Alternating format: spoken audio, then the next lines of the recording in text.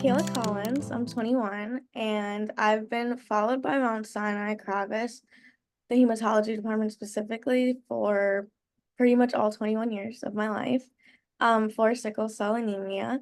I've had sickle cell disease since I was born, and I've been in and out of the hospital multiple times a year for my entire life. And I think in general, my experience has been a very long and challenging process, but I think hospital speaking, like being admitted, I think it's been the most welcoming, comfortable, positive experience as an admission can get.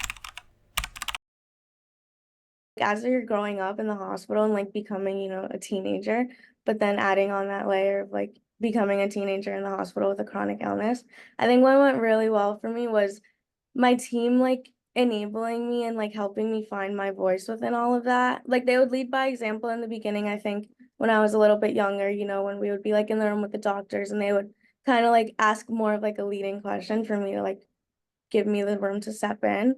I think just that entire process of learning to speak up for myself and, like, speak for myself. I think I was like 14, 15 maybe. I was having my gallbladder surgery. And the day before my surgery, we had our like team meeting kind of, and they were like briefing me and my family on what was happening. But however, I think it didn't particularly go well for me because I feel like while we were being like talked about, like briefed on what was going to happen, I feel like I was entirely left out of the conversation. And as the patient who was going into surgery the next day, it was a horrible feeling. It was, like, terrifying, and I think a lot of it has to do with it was, like, a bigger procedure. It was because I hadn't really had a lot of surgeries prior to then, like, nerves were high on my family's end, I guess. Um, so I guess, like, somewhere along the communication, I just kinda got overlooked.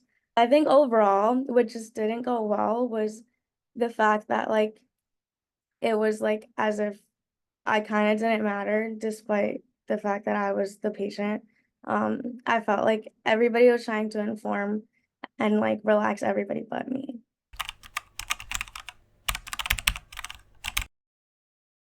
So the Youth Advisory Council is a council that Kravis Children's Hospital has, and it's a board basically created of patients, current patients, specific topics of conversation that were like pressing to the hospital in terms of like what we needed to improve on or things that just weren't working out well. The youth advisors were there to give our input and help give that perspective from a patient.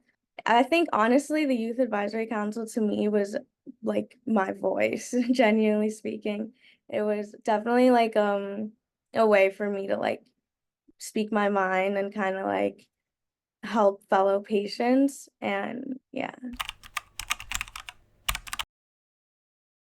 me interacting with child life and staff, or not even just child life, just staff in general. They were so ready and willing and prepared on like how to educate me on me and my disease and everything that I would go through.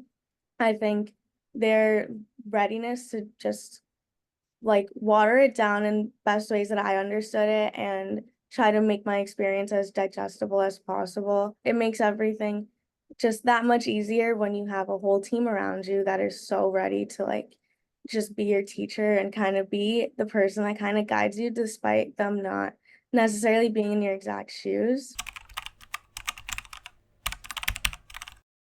I think if you're a doctor, if you're a nurse, your number one priority is your patient, despite the age of the patient. Um, and despite them having like a support system or a support team or their family present with them, I think the person and your priority is your patient. So speak to your patient, acknowledge your patient, communicate with your patient before you touch base with everybody else.